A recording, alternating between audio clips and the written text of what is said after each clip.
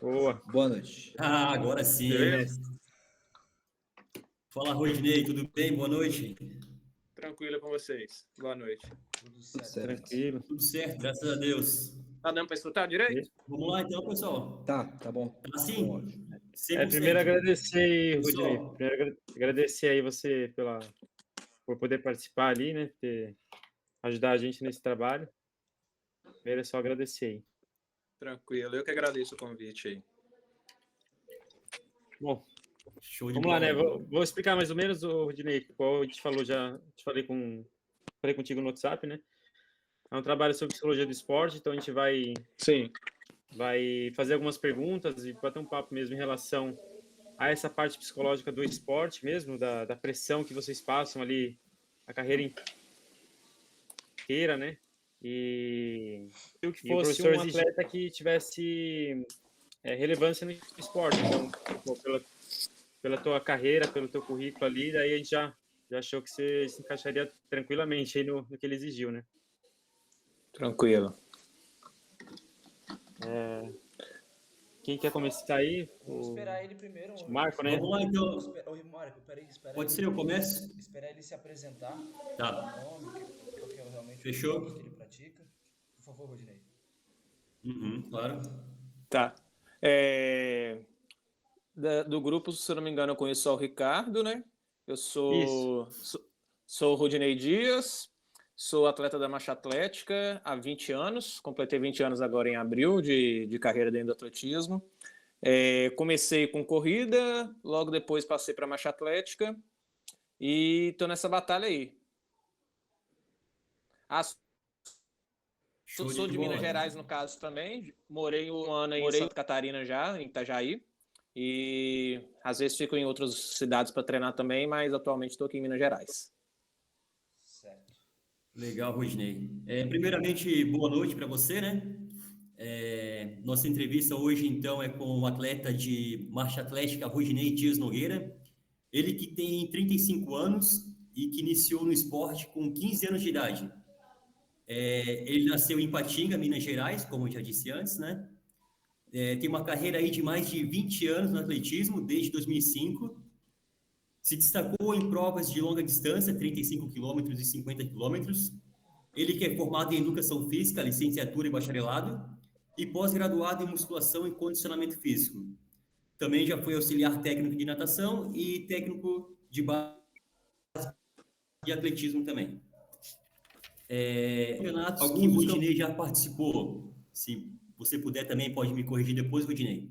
Você já foi campeão dos 35 quilômetros no Troféu Brasil de Atletismo, em 2020, vice-campeão na Copa Brasil de Marcha Atlética 2019, representou o Brasil no Sul-Americano Sub-23 de Atletismo, ficou em 4º lugar na prova de 20 quilômetros de Marcha Atlética, isso foi em 2012. Rodinei, a minha pergunta para ti é a seguinte, certinho, né? É isso, né? Isso, tá certo. Show de bola, Rodinei. A minha pergunta que eu gostaria de fazer para você é a seguinte: o que te motivou a escolher essa modalidade do atletismo, né? E como é que foi os seus desafios no início dessa trajetória? Eu sempre pratiquei esporte desde novo, então meu início no esporte foi através de projeto social, chamava IDU, era um núcleo de extensão na universidade que tem aqui do lado de casa. Então eu iniciei dos 7 e fiquei ali até os 15 anos. E quando eu fui para o atletismo, eu fui para correr. Aí com um mês de treinamento, a gente foi para o Campeonato Mineiro e chegou lá, a treinadora brincou que iria colocar todos os novatos na marcha atlética, porque não tinha ninguém na marcha atlética ainda do clube, naquela competição. Aí passou um mês, ela não colocou. Eu falo que eu não sei até hoje o porquê, porque aí eu perguntei se ela não iria colocar a gente na marcha atlética, e aí ela perguntou se eu queria, eu falei que sim, e na época que tinha um atleta que tinha sido vice-campeão brasileiro e tinha ido representar o Brasil no Sul-Americano. Aí ela mandou eu treinar com essa atleta, que chama Áurea Mariana. Aí eu comecei e não parei mais. Legal, show de bola. Quem é que quer fazer a próxima pergunta aí, pessoal? Pode ser eu, então. Pode ser, Carlos, vamos lá. Estão me ouvindo, né? Sim. Fechou. Sim, pode falar. Você falou ali do seu início ali, né, pro Marco. Então, a minha pergunta seria seria mais um conselho assim para que você daria para quem está começando agora na marcha atlética. Quais são os conselhos que você daria para essa modalidade? Sim, o cenário ele mudou bastante de quando eu comecei lá em 2005 para agora em 2025, né? 2005 a gente tinha algumas barreiras a serem enfrentadas, uma delas era do preconceito. Então, lá em 2005, por exemplo, quando eu comecei a fazer marcha atlética, na escola eu não falava que fazia marcha atlética, eu só falava que fazia 10 mil metros, porque eu sabia que ia ter zoação na escola. Hoje, então, a garotada ela já tem uma referência do esporte, tanto que ano passado a gente teve um medalhista olímpico na prova da marcha atlética. Então, passou a ser mais reconhecido. E eu falo que aqui na região a gente veio deixando legados. Então, hoje já é possível a garotada começar a marchar. Então, e sem ter esse preconceito, sem ter essa barreira. Então, o incentivo que eu deixo para eles é que a partir do momento que eles acreditem que é possível fazer, que eles decidem fazer a marcha atlética, que eles não passem aí ao treino simplesmente para estar lá, e sim para treinar, aproveitar o tempo que eles...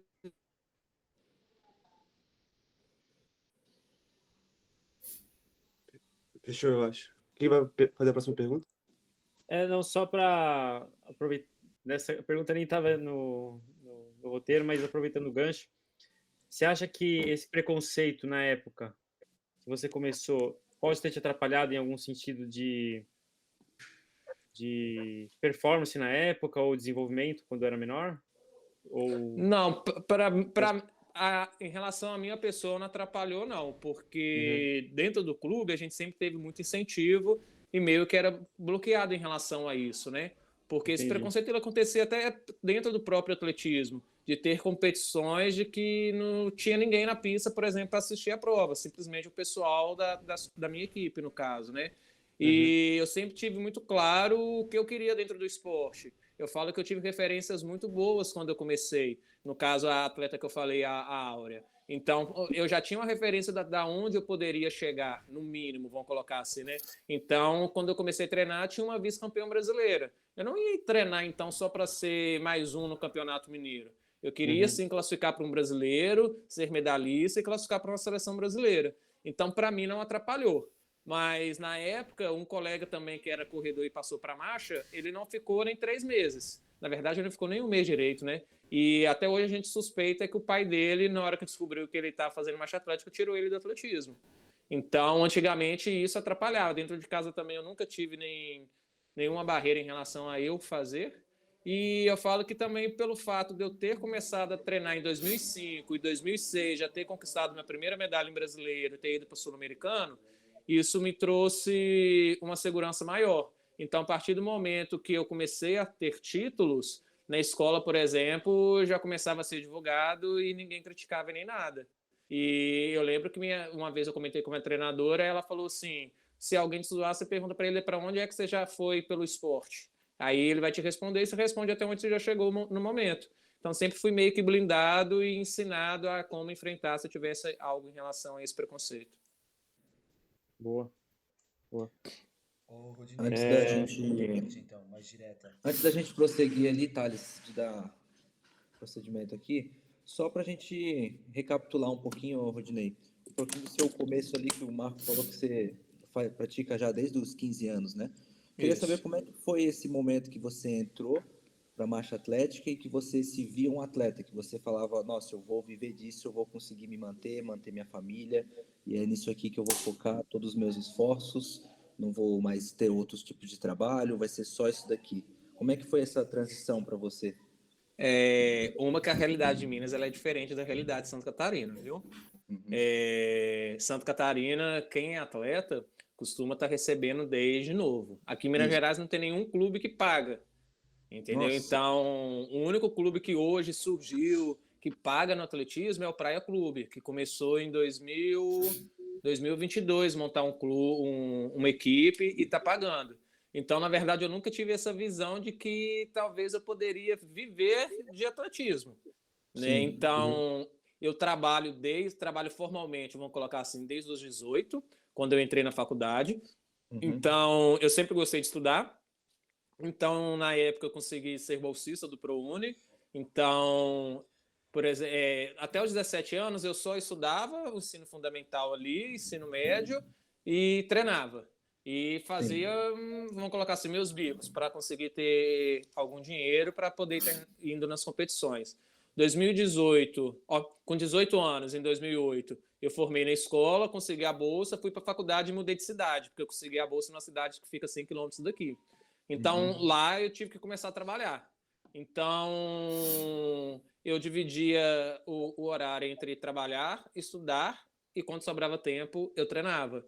Então, esse período que eu estudei 3 anos na cidade vizinha aqui de 100 quilômetros, ou eu acordava às 6 da manhã para fazer um treino antes de ir para o serviço, ou eu voltava da faculdade marchando. Entregava minha mochila para o pessoal que ia de bike e voltava marchando do lado deles.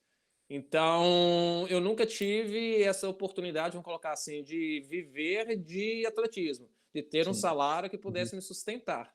Então, teve um período que eu costumava falar que eu treinava como profissional, mas vivia como um amador. Entendeu? Porque desde quando fiz 18 anos, eu sempre divido o meu tempo entre trabalhar, estudar e treinar. Conciliar os três. Isso, igual o Marcos falou, né? Eu fiz 2 pós-graduações. Então, mesmo depois de formado, a gente continua estudando. Então, continua conciliando do mesmo jeito. Em 2022, por exemplo, eu consegui ir para uns jogos escolares como treinador. Então, estava também numa seleção mineira como treinador, além de estar representando aí o meu clube e meu estado em competições nacionais e internacionais também. Você tinha que arcar com os custos das viagens, de tudo também. As competições, quando a gente vai pela seleção brasileira, a confederação ela paga todas as despesas. Esse mês agora mesmo, que a gente já entrou em maio, dia 17 eu tenho uma competição na Colômbia, a Copa Pan-Americana de Marcha Atlética. Então, desde a hora que eu saio daqui da minha cidade, eles mandam a passagem saindo do aeroporto mais próximo, onde a gente mora e tudo, todas as despesas são por conta da confederação. Só que tem algumas competições que a gente acaba tendo que bancar. Se o clube não tem no orçamento ali, no calendário, essa competição, aí a gente que corre atrás de todo esse financiamento. Exemplo, se eu decidir competir uma etapa do circuito mundial de marcha atlética, aí eu tenho que me virar e correr atrás de todo esse financiamento para poder estar competindo. Sim. A pergunta que eu ia te fazer, para puxar um pouco do gancho, quando tu fala ali de que, né, não teve essa dedicação que tu teve desde o começo, né, que você ia marchando ao lado dos teus colegas. Como é que foi o teu apoio dentro da família? Como é que foi a tua família em volta nisso? Eles te apoiaram? Como é que foi isso contigo? Eu só tive uma barreira ali no início, porque eu comecei com 15, então com 15, 16 anos, eu acredito que vocês também tenham passado um pouco por isso, talvez, que o pai quer que você já procure um emprego para você comece a encaminhar. E eu falo que eu enrolei meu pai durante 3 anos falando que eu estava estudando. Eu tinha que estudar. Mas sempre arrumava um jeito de conseguir o meu dinheiro ali para poder custear as viagens. Mas depois que eu já fiz 18 e tudo, com 18 anos já tinha pego seleção 2 vezes, aí já era um pouco mais tranquilo dentro de casa. Nunca tive muito essa barreira de não ir treinar, entendeu? E querendo ou não, os pais, a família acaba tendo uma percepção e se sente orgulhoso, né? Porque, por exemplo, a gente vai competir um mundial, você não vem no número de peito, ele não vem o numeral, ele vem seu sobrenome, né? Então, a família acaba ficando orgulhosa de ver o sobrenome da família ali sendo representado. Eu vou engatilhar outra pergunta. Como é que é a tua sensação, né, de ter sido atleta e já tá atuando como treinador, como técnico? Como é que é para ti essa visão, assim, de poder auxiliar os jovens atletas? Sim, eu atuo na área desde 2011. Atuei 2011, 2012 como estagiário, aí 2013 já comecei como profissional formado já. Então, eu acho que eu não tive uma transição de atleta para treinador, né? Porque eu acredito que as 2 carreiras elas sempre foram meio que conciliadas, né? Sempre atuei nas 2 junto ao mesmo tempo. Então, tem uma coisa muito bacana porque tem uma frase que fala que o exemplo arrasta mais do que palavras, né? Então, às vezes, você só falar com o menino que ele tem que treinar, que ele tem que se dedicar, às vezes ele não vai acreditar que isso funciona.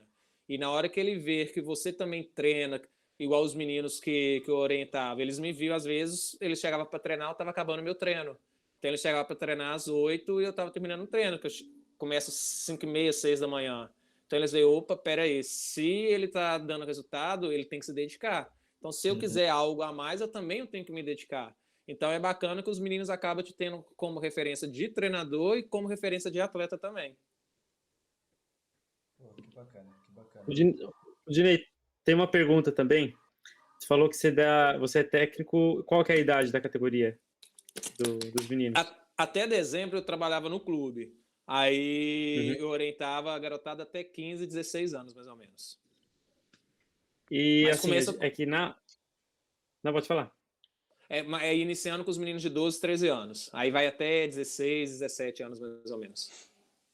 Certo. Uma coisa que a gente presenciou na aula, e acho que quem praticou esporte também já deve ter presenciado, independente do esporte, futebol, basquete, vôlei, geralmente esses são mais comuns, né? Você vê uma pressão excessiva dos pais por querer que o filho traga resultados, mas também dos treinadores. Às vezes os treinadores tratam as crianças ali como se fossem profissionais e, assim, de mais alto nível. Queria saber se tu já presenciou, por exemplo, um tratamento que você não acha adequado de algum treinador ali na competição, de algum atleta. Eu falo que o atletismo tem, às vezes, uma diferença em relação aos outros esportes, principalmente os esportes coletivos, né, de quadra e de campo. Então, normalmente, quando os pais procuram a gente e o menino começa mais cedo, eles nem sempre procuram visando o resultado do menino, né? Às vezes é porque o menino gosta de correr, às vezes porque o menino é agitado demais, ou o menino não comporta. Então, toda vez que entrava um aluno comigo, sempre tinha essa orientação com os pais, de que o resultado ele vai vir em consequência de outros fatores que vão vir em primeiro lugar.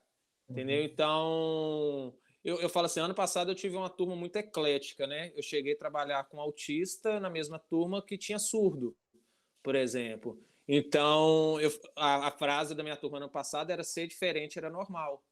Entendeu? Então, a gente vai trabalhando outras coisas e os pais vão vendo que o resultado, ele é um mero detalhe, o resultado de pódio, né? E a gente sempre trabalha com os meninos em relação ao seu resultado, em relação ao que você era.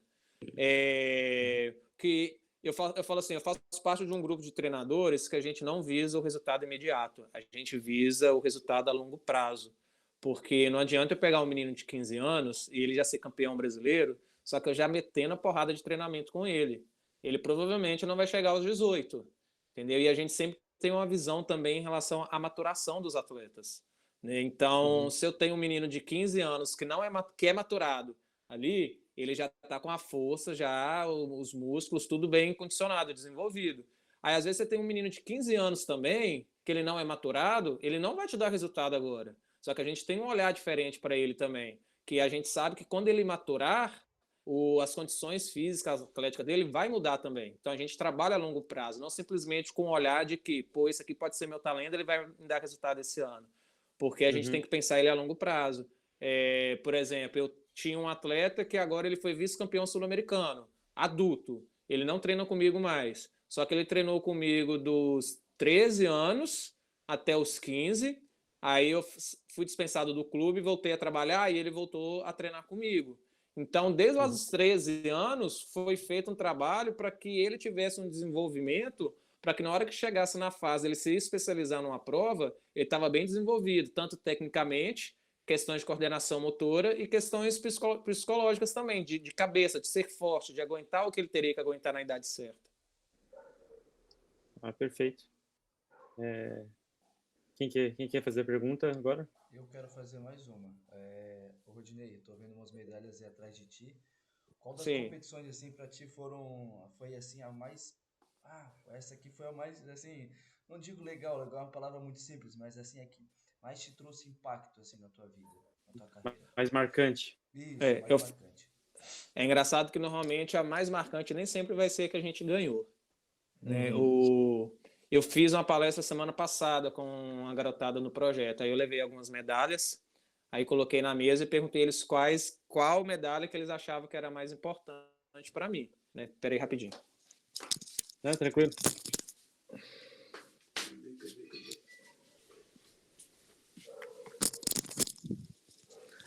Aí tinha medalha lá de todo tamanho. Aí eu só peguei essa. Essa aqui é bem pequenininha, ó. E ela foi minha primeira medalha, né? Não foi no atletismo, ela foi dentro do projeto lá. Então eu sempre, quando eu dou a palestra, eu falo que a mais importante foi essa aqui, a primeira. Que eles vão olhar assim, a menos significativa que tem, que ela é pequenininha, aquelas medalhas de honra ao mérito. Entendeu? E foi através dessa primeira que eu pude despertar para o mundo esportivo, né? A questão da competitividade, ela não foi de ouro, ela foi de prata. Entendeu? Então, e foi no handball na época. Mas ela me trouxe outros significados e a oportunidade de eu me desenvolver dentro do esporte. Mas uma outra medalha também, uma outra competição, foi uma competição de 2009. 2009 eu já morava na cidade a 100 quilômetros daqui, então eu não estava em condições plenas de treinamento, pela questão do estudo e do serviço. E eu conversei com a minha treinadora, falei que queria nessa competição. Foi em Timbó, aí em Santa Catarina. Foi a Copa Brasil de Marcha Atlética. Então eu fui, falei assim, não, quero ir porque já tem um tempo que eu não fui na competição de 2008. Falei, eu quero ir nessa de 2009 para rever o pessoal e tudo. Sem perspectiva nenhuma de que eu poderia ser medalha. E nessa eu conheci um outro atleta, um cara que já tinha sido atleta, e ele era daqui da região. Aí ele foi assistir minha prova e foi me ajudar. Aí eu lembro que eram 10 quilômetros, e com 3 quilômetros, 4 quilômetros mais ou menos, eu já estava sentindo muita dor, já de cansaço, aquela dor que a gente dá assim do lado, de respiração e tudo. E eu lembro que ele virou para mim e falou assim, você tá bem? Aí eu falei assim, pô, o cara saiu lá de Curitiba para vir me assistir, como é que eu vou falar que eu não tô bem? Falei, tô. Aí falou, então pega o cara ali da frente, que você tá em quarto, você passar ele, você fica em terceiro e você classifica para a seleção. Falei, vamos embora. Aí eu fui acreditando, no fim das contas eu terminei em terceiro, classifiquei para uma Copa Pan-Americana, que foi em El Salvador, e voltei com uma medalha que eu não tinha perspectiva nenhuma do que eu poderia ser. Então, essa competição, ela marcou para mim de que, às vezes, nem a gente acredita na gente, mas é preciso que a gente insista ali, né, em certos momentos que pode dar certo lá na frente. E outra competição foi a que o Marcos falou, o Troféu Brasil que eu ganhei em 2020, na prova dos 35, que foi meu primeiro título na categoria adulta. Boa. Rudinei, uma pergunta também que eu queria fazer em relação às lesões. Já teve alguma lesão grave? Ou lesões eu acredito que você deve ter tido já, porque acho que atleta dificilmente não tem lesão, né? Mas não tem como, acho que deve viver com dor no corpo, né? Mas não, pode falar. Eu tive duas mais graves, né? Uma mais ou menos grave, vocês vão rir. Eu tive um estiramento no peitoral. Competindo. Viu? Marchando, porque fui competir uma etapa do Circuito Mundial de Marcha em 2015. Aí, no meio da prova, fez estiramento grau 1, foi leve. Eu fiquei afastado um mês só e consegui recuperar e voltar, isso em 2015. Só que aí eu voltei, tinha pretensão de fazer uma outra prova ainda no ano. Aí voltei e machuquei o adutor. Aí foi mais grave, porque aí eu fiquei 3 meses parado. Eu lembro que eu machuquei, se eu não me engano, em agosto. Eu fiquei, então, agosto, setembro, outubro. Eu fui voltar finalzinho de novembro a treinar bem devagarzinho. E foi em 2015. Foi o ano antes das Olimpíadas, né? Então, dei uma desanimada. Eu falo que foi o período que eu mais engordei ali. Engordei nesses 3 meses, engordei 10 quilos. Né? Então, fiquei um pouquinho mais pesado em relação ao que eu sou. Mas mesmo assim, ainda o pessoal ria de mim, porque eu continuei magro, se for olhar em relação. Eu cheguei a 65 quilos. E 10 quilos para quem corre é muita coisa, né? Tem que transportar mais 10 quilos aí, é complicado. Aí eu fiquei 3 meses tratando, fazendo só fisioterapia e pilates. Aí voltei tentando fazer o índice para as Olimpíadas, né? Aí eu falo assim, a questão de você acreditar até o fim, mesmo que as circunstâncias não sejam as mais favoráveis possíveis. Na época era prova de 50 quilômetros. Voltei com pouco volume de treino, eu ainda fui competir uma prova de 50 quilômetros para tentar fazer o índice. Consegui marchar dos 50 a 36 quilômetros, aí o corpo não aguentou. Também estava bastante frio nessa competição, foi na Eslováquia. Aí não deu certo, não consegui fazer o índice para as Olimpíadas, mas eu falo que eu fiquei com a sensação de que eu tentei até onde pude. Então, valeu mais a sensação de eu ter ido para essa competição, competir, do que eu ter ficado em casa e ter ficado na cabeça o resto da vida de que eu poderia pelo menos ter tentado para saber qual que seria o resultado. Uhum. Cara, é inacreditável como o atleta ele vai de.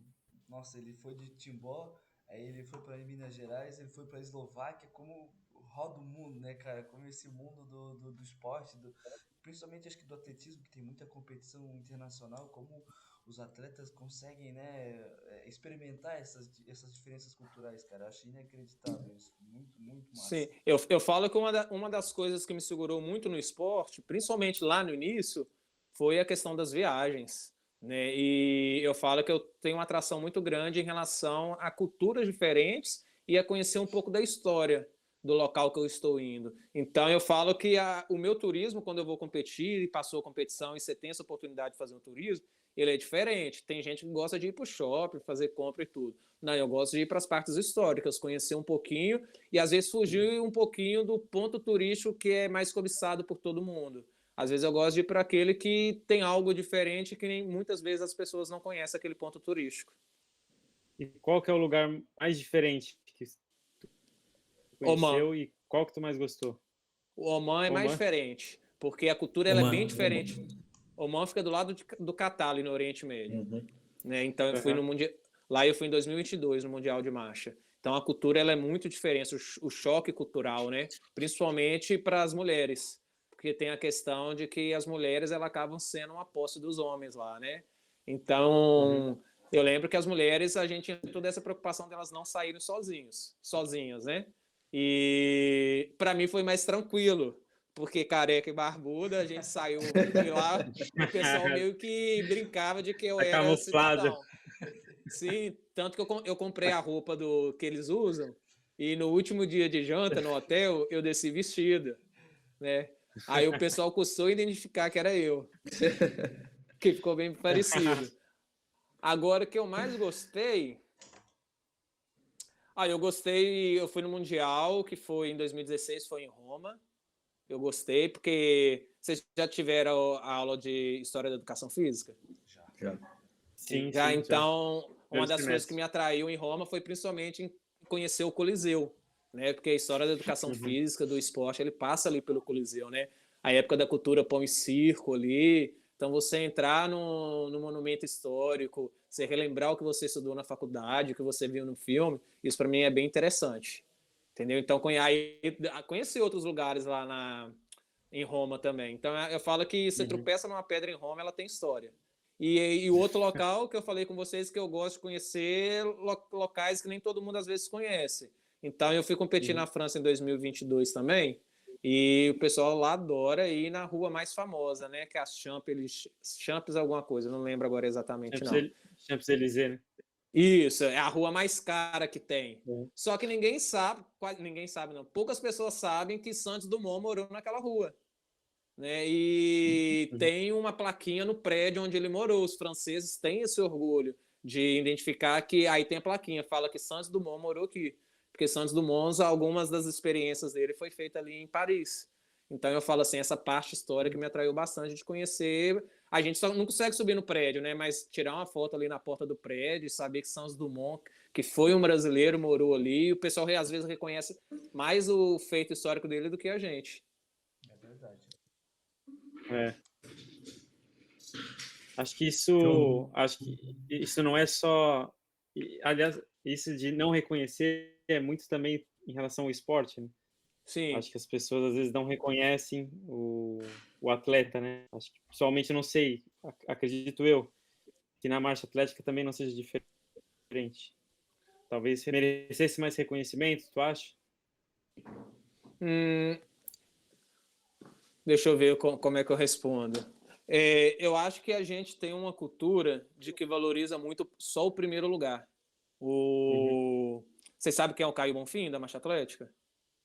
Não conheço. Foi o medalhista agora? É o que foi medalhista agora em Paris. Sim. E no Rio de Janeiro ele ficou em quarto. Né? E numa das respostas que fizeram para ele, tipo assim, meio que você ficou decepcionado com o quarto lugar, o que você acha do quarto lugar? Falou, cara, é incrível, eu sou o 4º melhor do mundo, entendeu? Só que, infelizmente, a gente vive uma cultura capitalista, onde se valoriza só os 3 primeiros lugares e muitas das vezes valoriza só o primeiro lugar. E o brasileiro ele tem muito dessa cultura, né? Então, às vezes, eu falo assim que às vezes ele valoriza mais o cara que ganhou um estadual, vamos colocar assim, que ele tem a medalha de primeiro lugar, do que o cara que foi para o Mundial e ficou em 10º. Para ele, esse 10º lugar ele é inferior ao primeiro lugar do campeonato estadual. Então, às vezes, o brasileiro ele não tem a dimensão do quão grandioso é você ser o 10º do mundo, você ser o semifinalista do mundo no esporte coletivo. Entendeu? Ele sempre vai falar que você perdeu o ouro, que você perdeu o bronze, e nunca que você ganhou a prata, entendeu? Que você é o 4º melhor do mundo.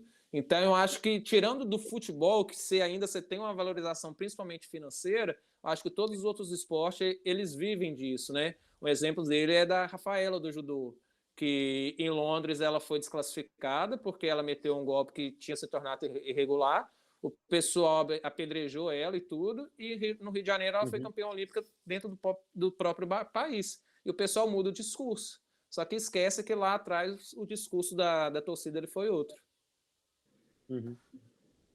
Boa. E aí, senhores, querem fazer mais alguma pergunta? Pode ser, eu vou fazer mais uma pergunta, então. Podemos ir lá? Eu não sei como é que tá o teu tempo aí também, Rudinei. Tá com tempo ainda? Não, tá tranquilo. A gente sabe que é tranquilo? Tá, vamos lá, então. Tá. Assim, Rudinei, eu sou atleta amador de corrida de rua, né? Eu corro provas de 5 e 10 quilômetros, mas faço só para diversão mesmo. E eu queria saber de ti, como é que é a tua rotina de treinos em uma semana comum? E como é que é a tua rotina de treinos em uma semana de provas? Tá. Numa semana comum, vou dar o exemplo dessa semana. Eu já estou no período competitivo de novo, porque eu vou competir agora de 17. Então, dos 7 dias da semana, o domingo eu não tenho treino de corrida nem de marcha atlética. Normalmente eu faço um treino só de mobilidade e estabilidade. É minha folga, né?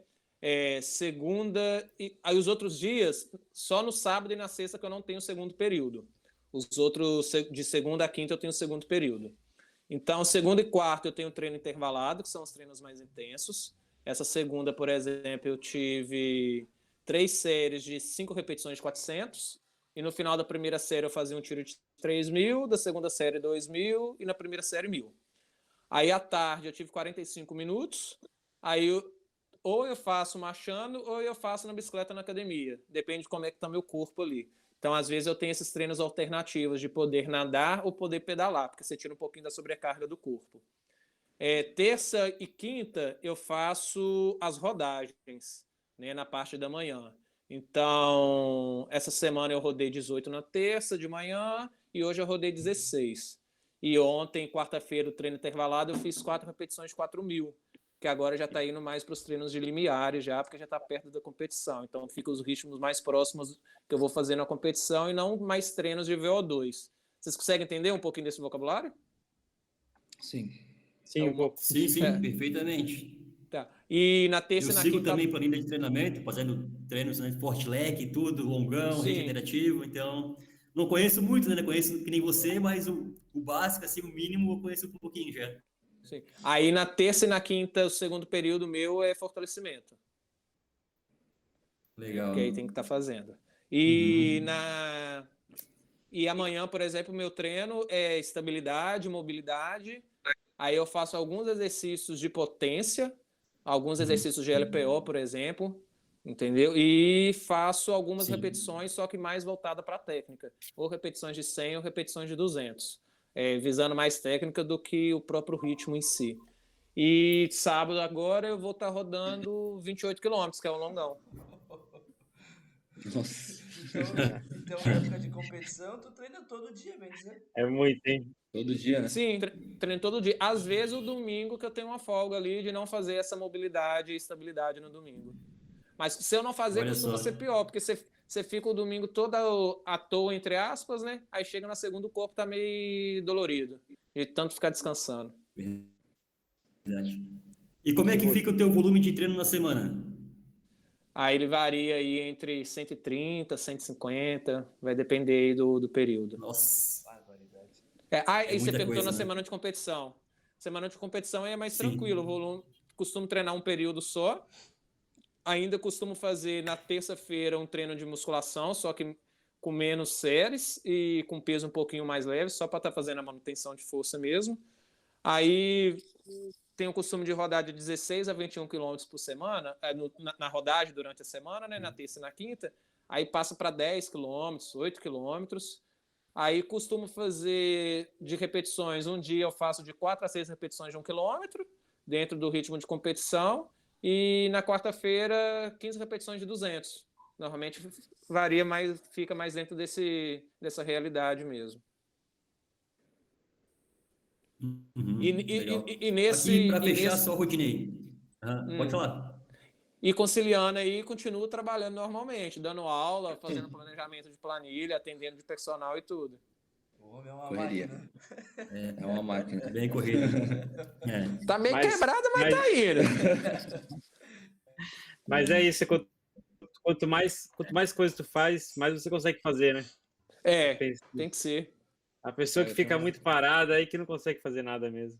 É o período que, às vezes, se você tiver de férias, na época que estou trabalhando vamos colocar de CLT, né, de carteira assinada, que você tem um horário ali para cumprir direitinho, quando entra de férias aí fica meio ruinzinho, porque quebra um pouquinho da rotina e tal, aí você fica um pouco mais deitado, aí o corpo vai... Tanto que quando a gente vai para a seleção brasileira, o pessoal custou entender um pouquinho de como é que eu funciono, porque você não para quieto. Mas, às vezes, a gente viaja 3 dias antes de competir. Eu ficar 2 dias preso dentro do quarto de hotel deitado, para mim não é bom, porque minha rotina ela é totalmente agitada em relação aos outros que conseguem estar se sustentando sem estar trabalhando além do serviço de atleta, né? Então, não tem como eu ficar só deitado ali dentro, eu tenho que estar fazendo alguma coisa. Aí o pessoal custou entender de como é que funciona isso comigo. Tem uma pergunta para fazer? Fechou aí, Marcos? Eu já vou complementar aqui. Não, eu vou complementar aqui com mais uma pergunta da minha parte, né? Para fechar só aqui. Uma pergunta no aspecto psicológico também. Oi? Eu só para dizer, eu só tenho uma pergunta depois de ti. Daí, qualquer coisa, se quiser, a gente encerra depois também, não tem problema. Não, o cara vai ficar até amanhã aí com a gente. A gente fala. Não, tá tranquilo. Vai indo e já vai mais do que a gente planejou. A minha pergunta seria no aspecto psicológico. Como é que você lida antes de competições importantes?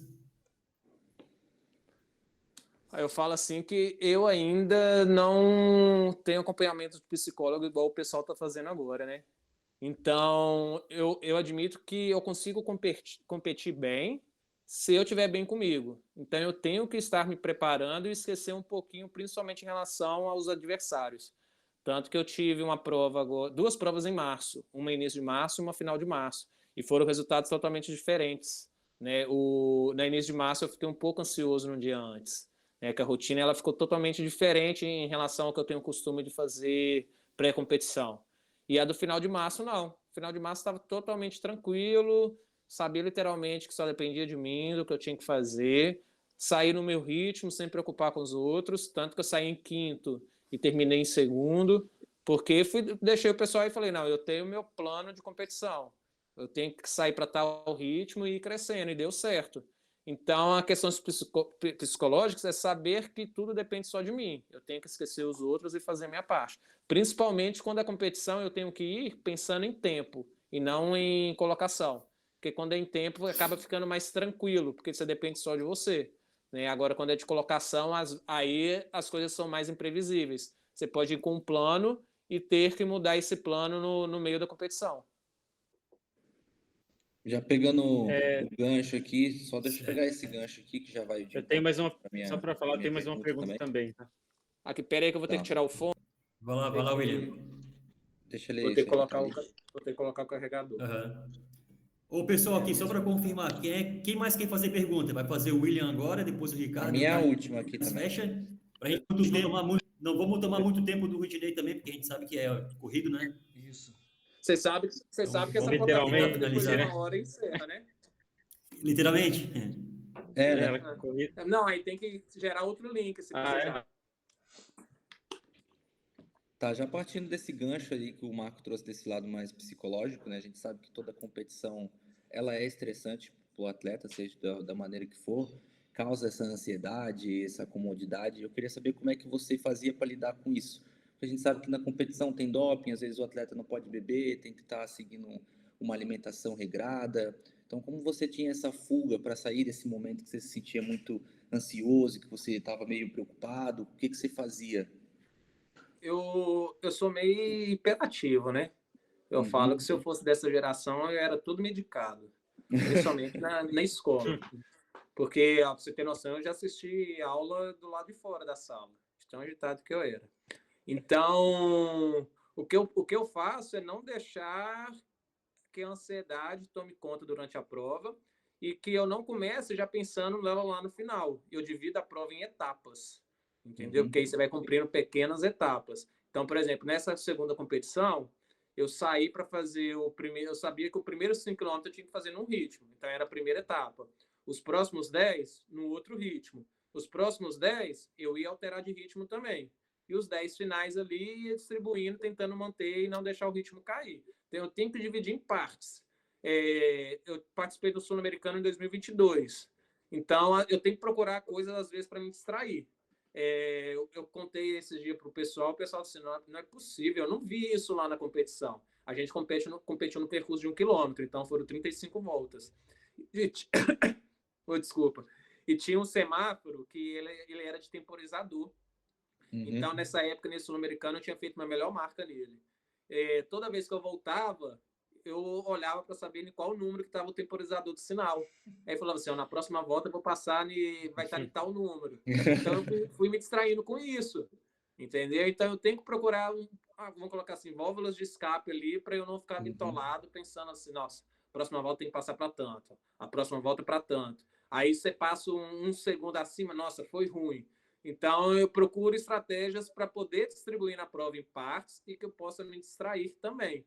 Tanto que o pessoal falou assim, nossa, eu nem percebi que fulano quase perdeu para ciclano. Eu falei assim, eu estava acompanhando, vi que o fulano estava quase passando.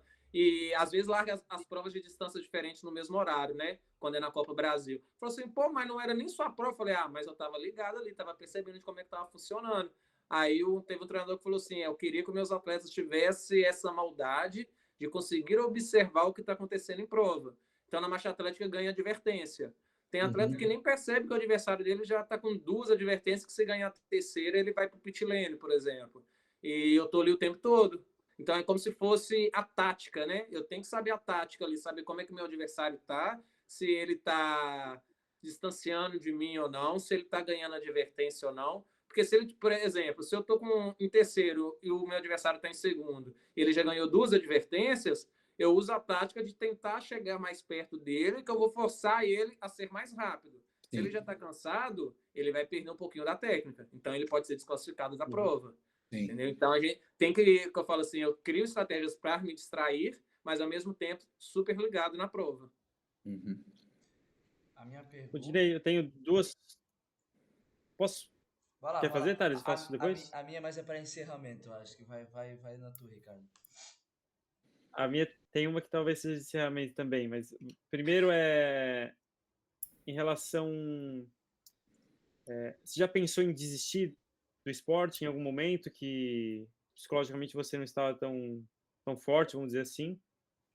E a outra pergunta é se você se sente realizado com tua carreira, teu esporte. Em 2016, eu parei por 2 meses. Eu acho que em 2015, eu levei, passou as Olimpíadas, não classifiquei, aí falei para minha treinadora na época que eu ia parar, ia fazer uma pós-graduação e depois que eu terminasse a pós, talvez eu voltaria. Aí eu fiquei 2 meses sem treinar, voltei. Não aguentei, não. Aí, Não aguentou. eu tinha em mente, desde novo, de que eu ficaria treinando como atleta até os 30 anos, até 2020. Só que aí veio a pandemia.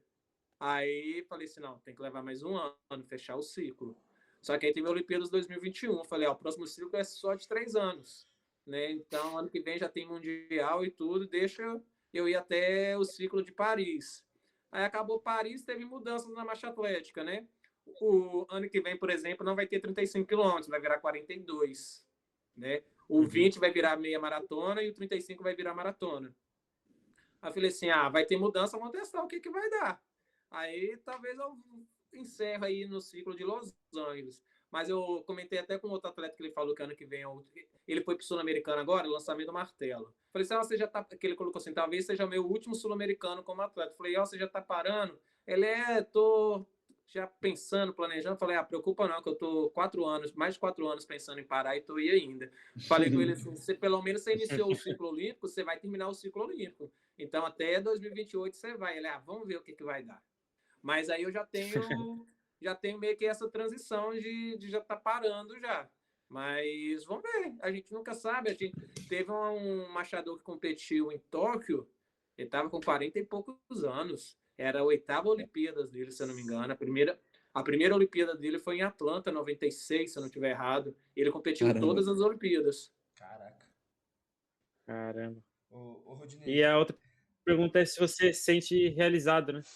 Com o esporte. Numa parte sim, noutra parte não. Eu falo assim que nessa entrevista do Troféu Brasil que eu ganhei, eu falei que eu nunca fui o talentoso. Eu sempre fui o esforçado e o atleta teimoso. O teimoso de estar esse tempo todo.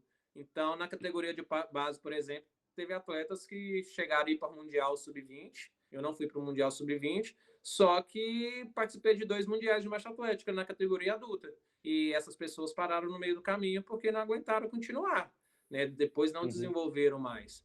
Então, na certa parte, eu sou realizado sim de que eu pude me dedicar, pude colher frutos, pude pegar seleções brasileiras, competir em 2 mundiais de marcha atlética. A única competição que eu não tive, assim, que todo atleta gostaria de ir, são as Olimpíadas, mas eu falo que eu pude vivenciar essa experiência em 2016 de poder participar de evento teste, de eventos classificatórios, do Mundial que classificava o pessoal de vários países, pude participar do revezamento da tocha olímpica e pude ir assistir. Assistir e ainda pude ajudar um atleta do Brasil durante a prova ali, pegando o tempo, falou assim, ver quanto que tá dando o tempo do atleta que está na frente, para eu ir buscando. Então, vamos colocar assim, eu só não competi literalmente, mas pude vivenciar todo o espírito olímpico.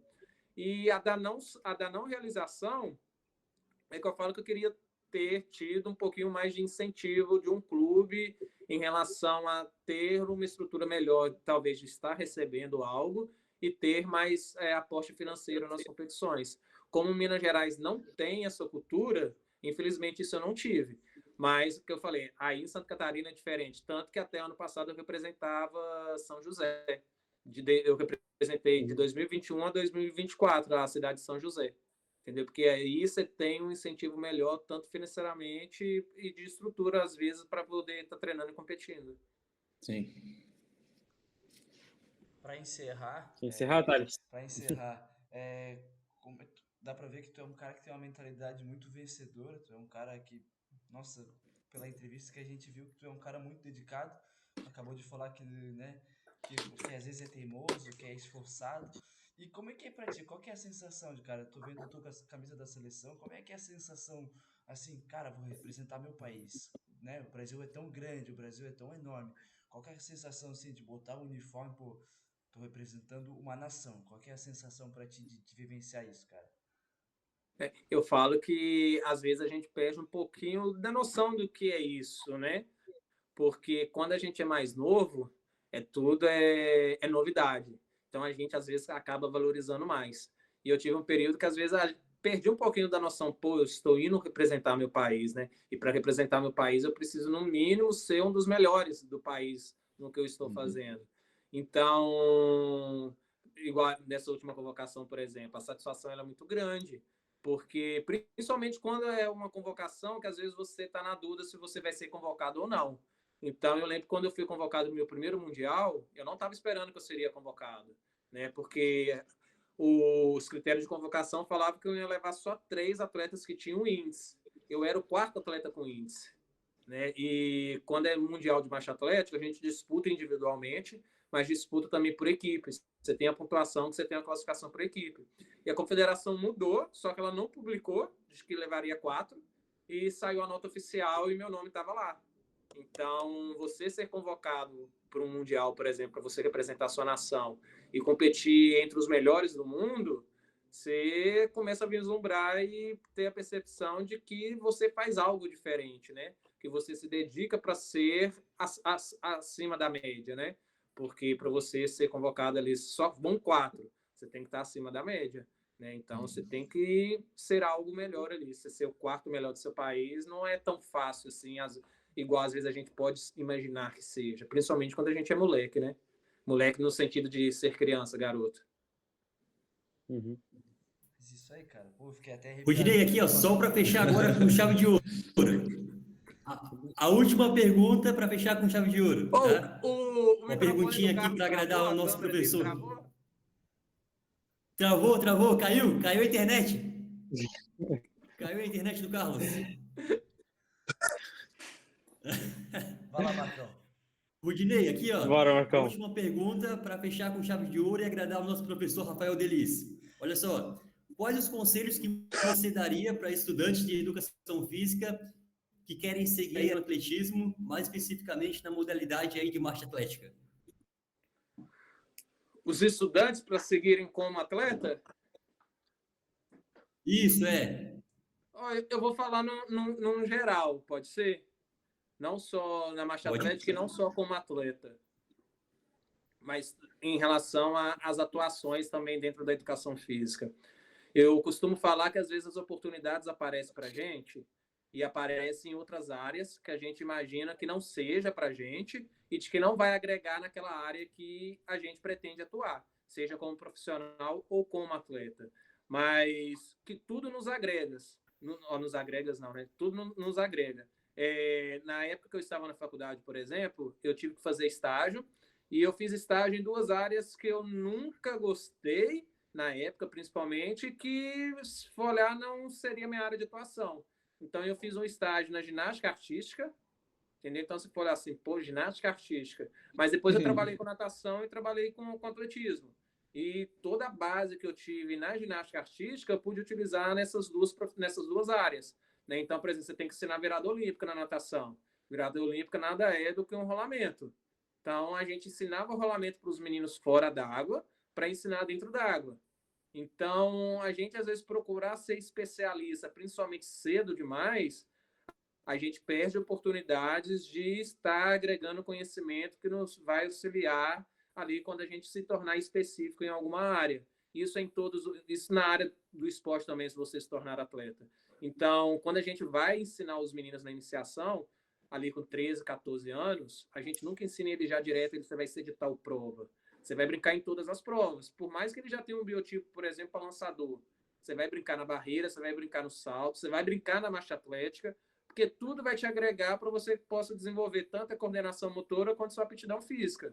Então, o que eu deixaria de conselho é isso. Se você tiver oportunidade para fazer o que for e que possa estar agregando tanto no seu currículo profissional quanto no seu currículo de atleta ou praticante de atividade física, aceite esse desafio. Você pode ter certeza que o conhecimento ele nunca é demais. Ele sempre vai estar te ajudando e você vai precisar dele em algum momento. Você vai estar com uma caixinha de ferramenta ali cada vez maior e vai te ajudar a estar usando ali quando for necessário. Palmas. Exatamente. Palmas. Eu posso até falar isso para ti porque... Muito bom. Não. Cara, é fera. Eu posso até te falar isso porque, assim, eu já sou formado em Direito, né? Me formei bacharel em Direito na Univale em 2018 e hoje eu estudo Educação Física. Estou no 3º período. Eu posso te falar, assim, que não me arrependo de ter feito o Direito, né?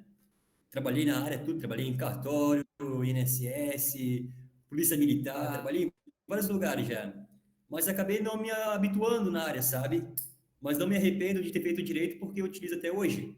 Mas eu me encontrei mesmo, foi na área de Educação Física. Antes de fazer Direito, eu já gostava da área de Educação Física. Depois que eu comecei o curso, eu me encontrei facilmente, assim, sabe? As coisas começaram a fluir. E foi aí que eu percebi que o curso era Educação Física. E eu fiquei me perguntando muitas vezes assim, por que eu não comecei antes a Educação Física?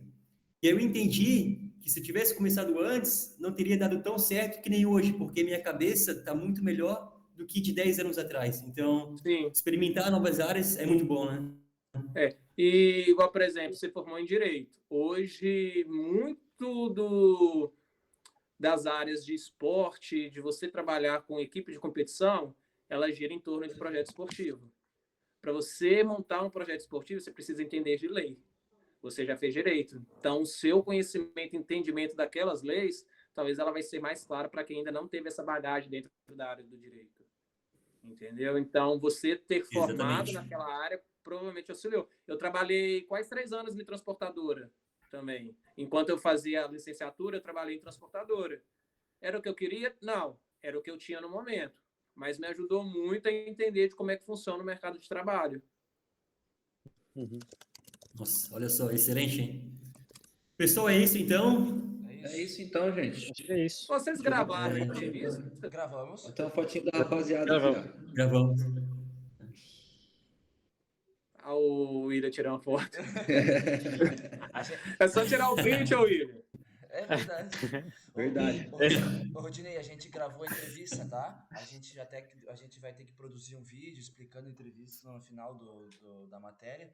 A gente vai produzir um banner com as informações da tua entrevista.